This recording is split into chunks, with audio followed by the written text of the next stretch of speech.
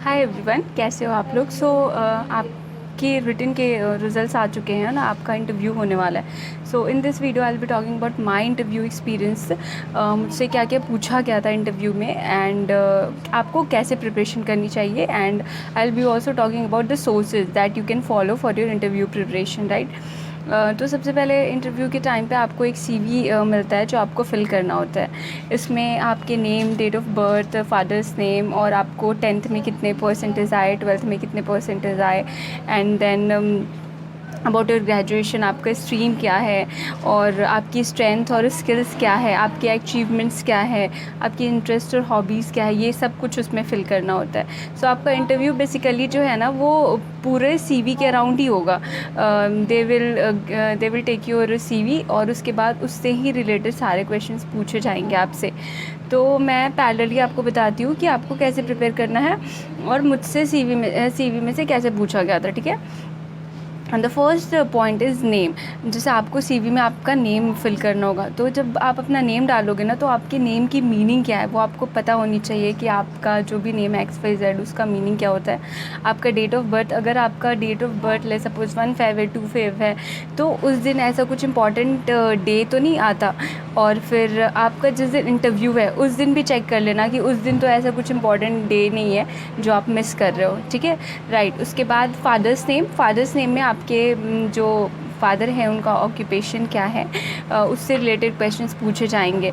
Like my father is in bank, तो उससे related काफ़ी क्वेश्चंस पूछे गए थे कि किस बैंक में है, क्या करते हैं, एक्सेट्रा एक्सेट्रा, राइट। उसके बाद अगर आप 10th और 12th के मार्क्स, अगर आपके परसेंटेज बहुत ज़्यादा है और या फिर बहुत कम है, तो उससे भी रिलेटेड, या फिर काफ़ी फ्लक्चुएशन है, जैसे 10th में बहुत ज़्यादा आ गया, फिर 12th में बहुत कम आ गया, तो उसके रिगार्डिंग क्वेश्चंस हो सकते हैं कि लाइक आपने इतना अच्छा 10th में परफॉर्म किया और 12th में आपके कम क्यों रह गए, something like that, right. So you have to prepare, you have to make an frame an answer, और इंस्टेंटली कुछ भी मत, एक काइंड ऑफ लाइक ना, पहले से थोड़ा ना फ्रेम करके रखने अपना आंसर्स को, कि आप वहाँ पे ना ऐसे कुछ भी मत बोल दो इंस्टेंटली, स्पॉन्टेनियसली, ठीक है। तो उसके बाद फिर ग्रेजुएशन, आपका स्ट्रीम क्या है, science, commerce, arts. If you are from engineering background, and then एक तो क्वेश्चन मस्ट है कि आप इंजीनियरिंग करके फिर आप बैंकिंग में क्यों आना चाहते हो, आप आईटी में क्यों नहीं चाहते। If you are from computer science और आईटी और ईसी वालों, जाए like I am from EC background, तो मुझसे भी पूछा गया था कि आप आईटी में तो जा सकते थे, और आप गए तो आपने फिर स्विच क्यों कर लिया बैंकिंग सेक्टर में। तो you should have a very solid answer for that. या फिर अगर आपका आर्ट्स है या फिर बायोलॉजी है, या फिर तो आप मतलब एक काइंड ऑफ कि आपको बैंकिंग में क्यों आना है, रैदर देन आप अपनी स्ट्रीम में क्यों नहीं जा रहे हो, ठीक है। आप अपनी स्ट्रीम वाली जॉब्स की तरफ क्यों नहीं जा रहे हो, इस टाइप का आप क्वेश्चन आंसर फ्रेम कर लेना अपना, ठीक है। ये क्वेश्चन पूछा जाएगा आपसे। After that if you have done post graduation there might be question from that too. और अगर आपका वर्क एक्सपीरियंस है तो आपने किस कंपनी में काम किया, आपकी क्या पोस्ट थी, आप स्विच क्यों कर रहे हो, या फिर इस टाइप के क्वेश्चंस बन सकते हैं। और उसके अलावा जैसे आपका जो, अगर आपने ग्रेजुएशन किया है और पोस्ट ग्रेजुएशन किया है, तो उसके बाद ना आपसे सब्जेक्ट रिलेटेड भी क्वेश्चन पूछे जाएंगे। जैसे कॉमर्स से आपके जो भी सब्जेक्ट्स थे उससे रिलेटेड, या फिर मुझसे भी काफ़ी कुछ पूछा था इसी से रिलेटेड, सैटेलाइट्स पूछा था, और फिर diodes and many more questions were there related to my subjects. So वो सब्जेक्ट्स का पूछेंगे आपसे। Apart from that, if you have mentioned strength and skills, then उससे रिलेटेड होगा कि आपकी स्ट्रेंथ क्या है, और आप उसको मतलब आपने मतलब like if you have said you have a good time management, then you should prove कि आपका कैसे गुड टाइम मैनेजमेंट है। तो आप एक काइंड ऑफ को रिलेट कर सकते हो कि हाँ, मैं मतलब like I was working in a company, and simultaneously I was also preparing for the competitive exam, so I have a good time management ability, या फिर कुछ और आपकी अपनी स्किल हो। तो एक एग्जाम्पल आपके पास होना चाहिए कि आपने जो पॉइंट मेंशन कर रखा है, स्ट्रेंथ और स्किल्स जो पॉइंट्स हैं वो कैसे उसको वैलिडेट करते हैं। Give an example related to your life, ठीक है। उसके बाद if you got an award, तो उससे रिलेटेड क्या अवार्ड मिला, कैसे परफॉर्म किया आपने, एक्सेट्रा एक्सेट्रा, राइट। अब देन इंटरेस्ट एंड हॉबीज़ से तो काफ़ी क्वेश्चंस पूछे जा सकते हैं। If your interest is in singing, then they may ask you to sing a song. If you're interested in cricket, तो क्रिकेट से रिलेटेड बहुत कुछ, लाइक अगर क्रिकेट चल रहा है तो उससे related current affairs and history से रिलेटेड, जैसे कब वर्ल्ड कप जीता हमारे इंडिया ने, और फिर जो भी करंट या फिर आपका फेवरेट प्लेयर कौन सा है, ये सारी चीज़ें भी पूछी जा सकती है। सो इंटरेस्ट एंड हॉबीज़ आपको बहुत अच्छे से प्रिपेयर करना है, थॉरो नॉलेज होनी चाहिए आपको। अगर बैडमिंटन लिख दिया है तो फिर आपको पता होना चाहिए कि बैडमिंटन से रिलेटेड सब कुछ, उसके जो भी है रूल्स रेगुलेशंस क्या है, फेवरेट प्लेयर कौन है, और उसके अलावा all over the world who is the world champion, something like that, right. If you have any pending result, like अगर आप अभी इंटरव्यू दे रहे हो और उसके अलावा आपका आरआरबी का कुछ रिज़ल्ट आने वाला है, फिर और भी किसी एग्ज़ाम्स के रिज़ल्ट आने वाले हैं, तो वो आपसे पूछते हैं कि आपके और भी कोई एग्ज़ाम्स के रिज़ल्ट पेंडिंग में है या नहीं।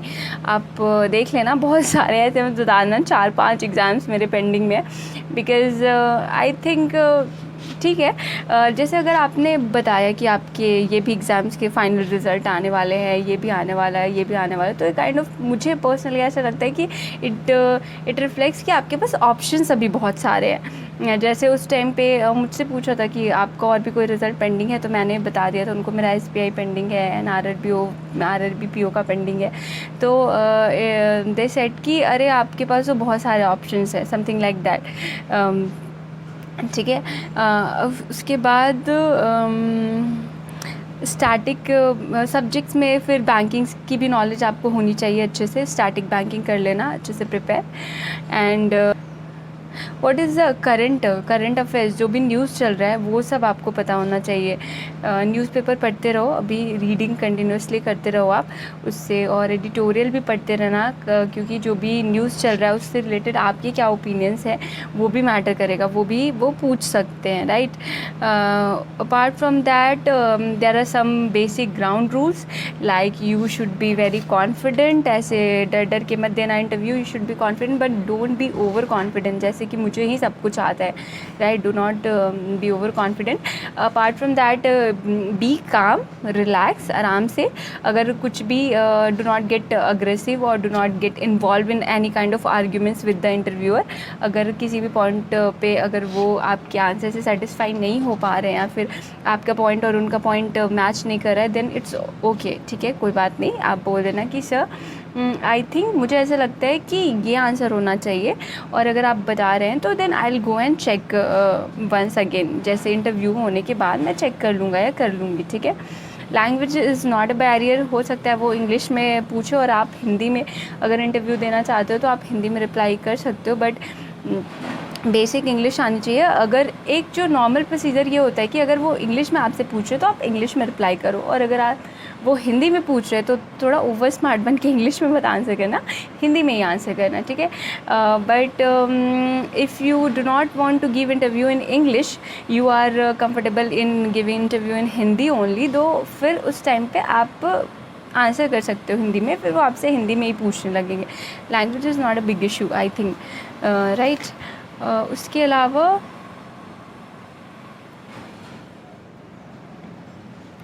उसके अलावा फिर CV कम्प्लीटली आपका थॉरो प्रिपेयर होना चाहिए, और आप कैसे प्रिपरेशन करोगे मैं सोर्सेज आपको बता देती हूँ। जैसे मेरिट शाइन के चैनल पे जाना, उनका यूट्यूब चैनल है, फ्री में प्लेलिस्ट होगी इंटरव्यू प्रिपरेशन की, वहाँ पे SBI PO और IBPS PO इंटरव्यू प्रिपरेशन होगा, तो वो आप कर सकते हो अगर आपके पास टाइम है ज़्यादा। तो अगर कम्प्लीटली टाइम की कमी है, आपके पास नहीं कर सकते, तो फिर आप अपना CV से ही पूरा अच्छे से प्रिपेयर कर लो, आंसर एक बार फ्रेम कर लो अपने माइंड में। अगर आपको लिखना नहीं भी है तो आपके माइंड में एक होना चाहिए कि अगर आपसे वो पूछते हैं कि if you are from an engineering background, why do you want to come in IT, why do you want to come in banking sector, तो आपके पास एक अच्छा सा आंसर होना चाहिए उनको सेटिस्फाई करने के लिए, क्योंकि यहाँ पे बहुत सारे क्रॉस क्वेश्चंस के आंसर के चांसेस बन सकते हैं। लाइक आप आईटी में ज़्यादा ग्रो कर सकते थे, आपकी पैकेज ज़्यादा हो सकती थी, एक्सेट्रा एंड एक्सेट्रा। तो आप उन सब चीज़ों से ना थोड़े लाइक प्रिपेयर हो पहले से। आपने आंसर फ्रेम किया, आप आंसर खुद से बोल रहे हो, उसके बाद फिर खुद से ही सोचो कि आपसे क्या क्रॉस क्वेश्चंस पूछा जा सकता है उससे रिलेटेड। जब आप खुद के आंसर को ऐसे या और you can do one thing, आप ऐसे रिकॉर्ड कर लो और फिर आप जब सुनोगे अपने आंसर को तो आप ऐसा अच्छे से एनालिसिस कर पाओगे कि आपसे क्या क्वेश्चंस पूछे जा सकते हैं, ठीक है। तो वो मेरे और अगर आपके पास टाइम है तो वो मेरिट शाइन वाली प्लेलिस्ट एक बार देख लेना, ठीक है। और okay, let's talk about my interview experience. मुझसे क्या क्या क्वेश्चंस पूछे गए थे। सो सिटी से रिलेटेड क्वेश्चंस पूछे गए थे कि आपकी सिटी में क्या क्या फेमस है वहाँ पे। और वो उन्होंने कुछ कुछ जगह बताया था कि यहाँ पे आप इसको जानते हो, या वहाँ के फ्रीडम फाइटर के कुछ फेमस फ्रीडम फाइटर का नाम बताओ, या फिर वहाँ पे जो जीआई टैग मिला है उसका नाम बताओ। ये मुझसे सिटी रिलेटेड क्वेश्चन पूछा गया था। Then he asked me about my father's occupation, he is in bank, so he asked a lot of question related to that कि आपके फादर किस बैंक में है, किस पोस्ट पे हैं, और etcetera and etcetera. After that he asked me, जैसे मेरे 10th में काफ़ी अच्छे मार्क्स थे and I was school topper at that time, but मेरे 12th में काफ़ी कम हो गए थे comparatively, not that much, like from 90s to 70s वाला ऐसा सीन था। सो दे आस्क्ड मी कि ऐसे कम क्यों हो गए। एंड उसके बाद फिर उन्होंने मुझसे पूछा from my graduation subject, like I am from my subject for electronics and communication engineering I did. So उससे रिलेटेड काफ़ी क्वेश्चन मुझसे पूछे गए थे। And then he asked me, जैसे सेटेलाइट है, फिर सेटेलाइट से रिलेटेड कुछ कुछ क्वेश्चंस थे। And then I guess related to communications devices. एंड उसके बाद स्ट्रेंथ एंड स्किल्स से कुछ क्वेश्चंस पूछे गए थे जो मैंने उसमें मेंशन कर रखा था।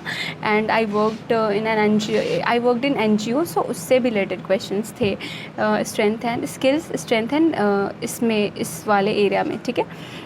After that he asked me my hobbies, और हॉबीज़ से समझ लो वो काफ़ी क्वेश्चंस पूछे गए थे। And then I told them कि मेडिटेशन के बारे में। तो उन्होंने मुझसे पूछा कि आप मेडिटेशन, आप ये बताओ कि बैंकिंग में क्या मेडिटेशन का काम है।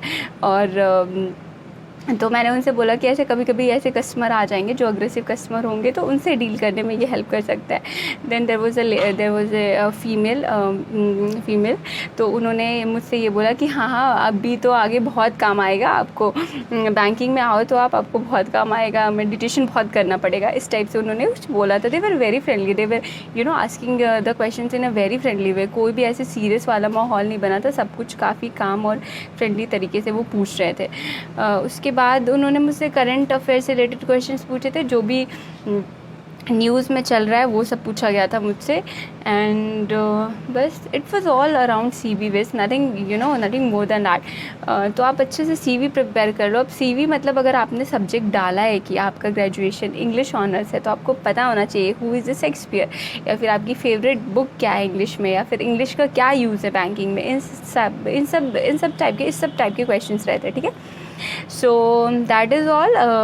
प्रिपेयर करो अच्छे से आप, अगर कोई भी डाउट्स हो लेट मी नो।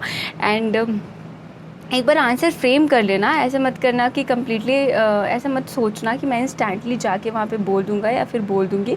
आप एक बार आंसर फ्रेम कर लो, या तो लिख लो या फिर ऐसे माइंड में फ्रेम कर लो, बोल के रिकॉर्ड कर लो, ऐसा कुछ कर लो, ठीक है। और ये जो सेक्टर है, आप बैंकिंग सेक्टर में क्यों आना चाहते हो, ये बहुत अच्छे से प्रिपेयर करना, क्योंकि मैंने देखा था ऑलमोस्ट सभी से ये क्वेश्चन पूछा जा रहा था, ठीक है। So that is all for my side. I see you in the next video. Thank you.